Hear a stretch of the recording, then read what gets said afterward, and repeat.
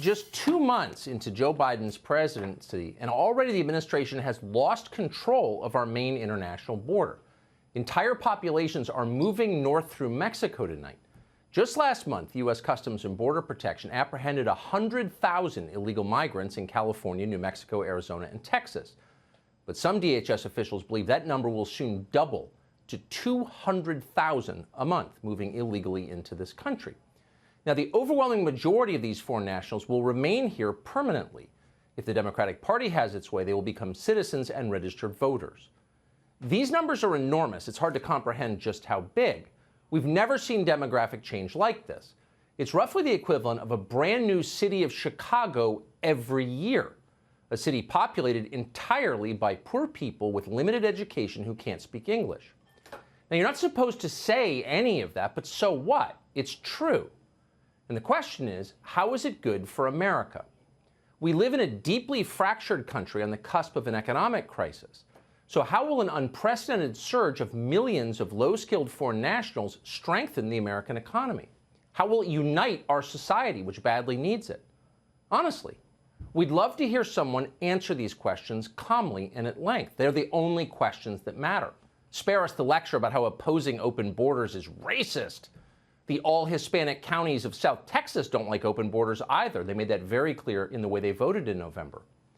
The people responsible for these decisions, for this crisis, don't want to talk about it, and they don't want you to ask questions. If you do, they'll denounce you for attacking immigrants. Please. Nobody thinks it's the immigrants' fault. You can't blame poor people for wanting to come here. Who wouldn't come? Who among us? Free education, free health care, clean streets, safety. You'd have to be crazy not to leave Guatemala for Texas, so of course they are. The people streaming across the border want better lives for their families, and no one can hate them for that, least of all us. The people to blame are the reckless ideologues who caused this disaster. Joe Biden tops that list. Biden wanted this to happen. He said so out loud at a Democratic debate.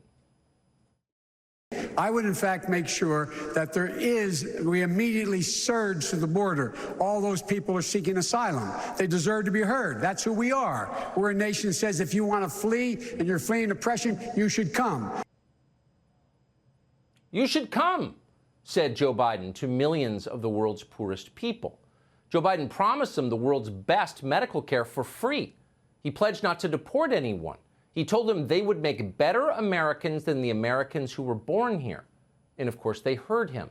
The moment Joe Biden took office, many thousands began the journey north. Some of them arrived at the border wearing Joe Biden T-shirts and demanding to be let in. They are happy to explain why they came.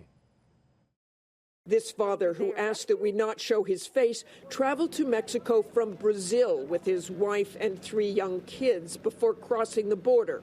Would you have tried to do this when Donald Trump was president? Definitely not. So did you come here because Joe Biden was elected president? Basically. The main thing was the violence in my country. And the second thing, I think, was Joe Biden. So they're running from collapsing countries. They are running toward Joe Biden.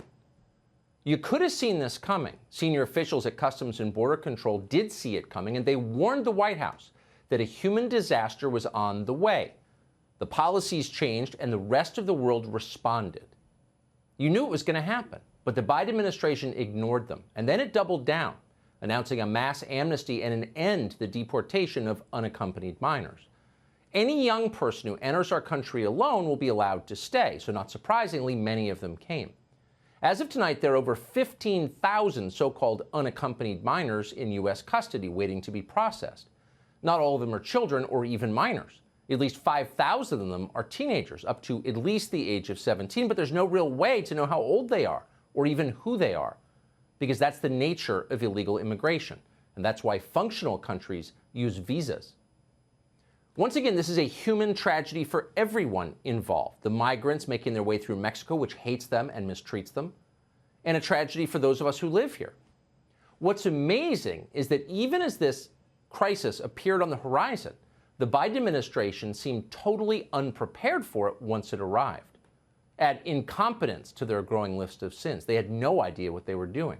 As of tonight, there are no more beds in border facilities. We have long passed the point of not enough.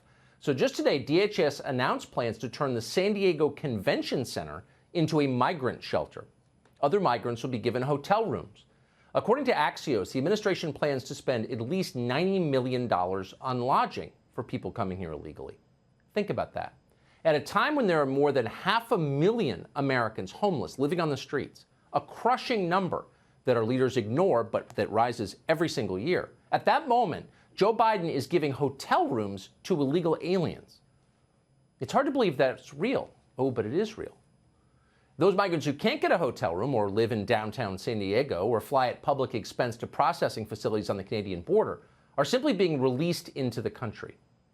So this is what open borders actually looks like. Chaos. How chaotic is it? Tonight we can only see the outlines of it because the Biden administration is keeping journalists at a distance.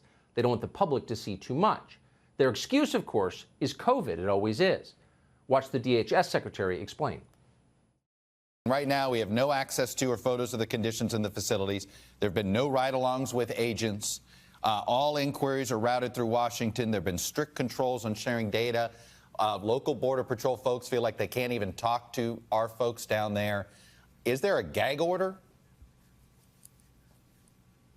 There is not. That is unequivocally false, Chuck. And let's be clear here. We are in the midst of a pandemic. We are, because of the extraordinary leadership of the president, climbing out of it more rapidly than ever before. But we are still in the midst of the pandemic. Oh, so there's a pandemic, and that means Border Patrol agents can't do phone interviews. Right. So here you have the administration telling journalists that there's a once-in-a-lifetime news event underway, something that will change this country forever, but they're not allowed to cover it. Sorry, your cameras might hurt us politically. How can the press corps reply to this? This is the president they wanted and worked for. Reporters have spent the last 4 years pushing with increasing hysteria for media censorship. So it's not as if they can stand on principle and demand openness now. They wanted fascism and they got it. Still, you'd think someone at NBC might laugh when Mayorkas cited COVID. COVID? Really? Isn't this the same guy who's been releasing illegal migrants into our country without even testing them for coronavirus? Yes, it is. Watch.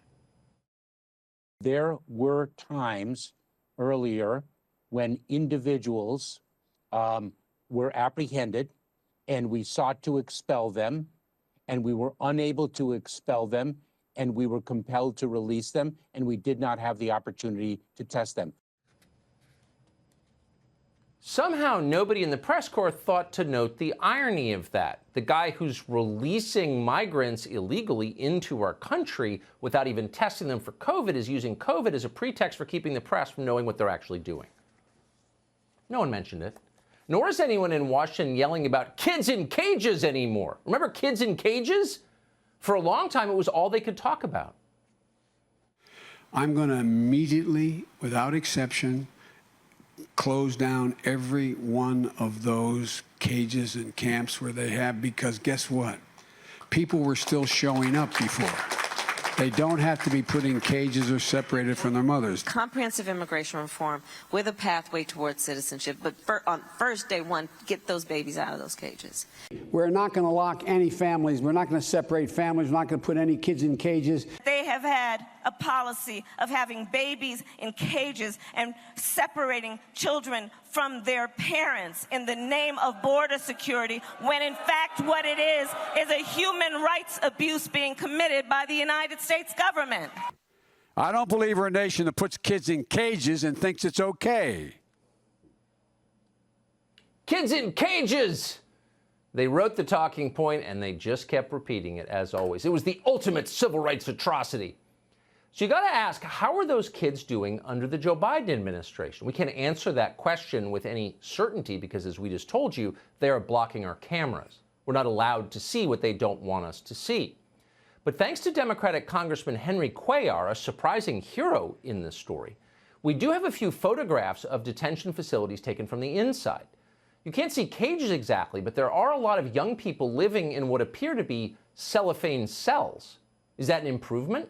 It's hard to see how it is. Joe Biden doesn't seem all that interested either way. Yesterday, he suggested he'll get to the border at some point. Are you thinking of going to the border? At some point I will, yes. Do you want to see firsthand what's going on in those facilities?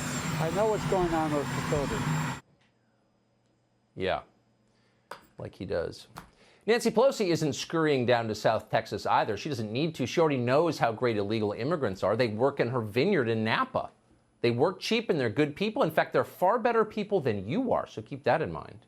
When they come here with their hopes and dreams and aspirations, these parents bringing their children, their hopes and dreams and aspirations for a better future for their children, that courage, that determination, those aspirations are American traits, and they all make America more American with all of that.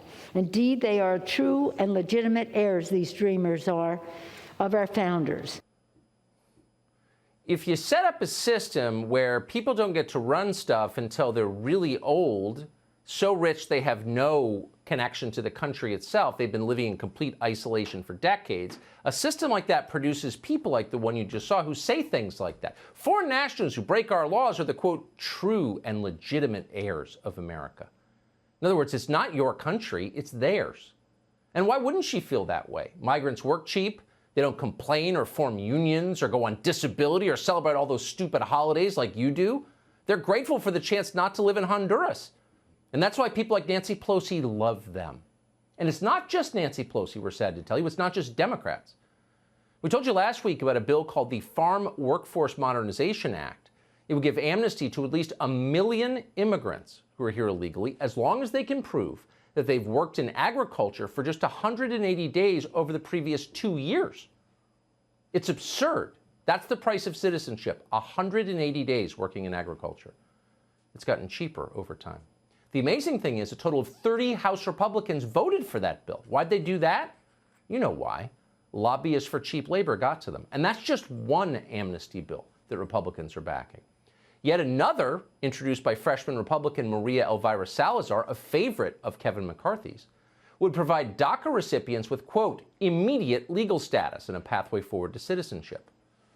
Over in the U.S. Senate, meanwhile, Florida Senator Rick Scott is trying something very similar. He's preparing to introduce a bill to give millions of people here illegally amnesty and work permits. Now, for the people getting those benefits, this is very good news. Good for them. But how does it help you and your neighbors as the country that we grew up in teeters on its foundations?